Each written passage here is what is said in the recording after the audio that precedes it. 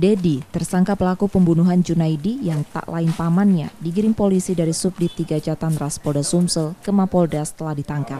Polisi menerangkan pembunuhan dilakukan karena tersangka marah pada korban yang tak mau menolong tersangka saat ada masalah yang menimpa tersangka. Saat pembunuhan terjadi, tersangka dalam kondisi mabuk minuman keras. Tersangka menghujamkan senjata tajamnya membuat korban tewas.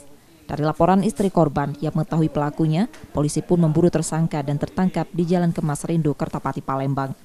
Dia menuntut kepada korban tadi, Junaidi, supaya menyelesaikan masalahnya.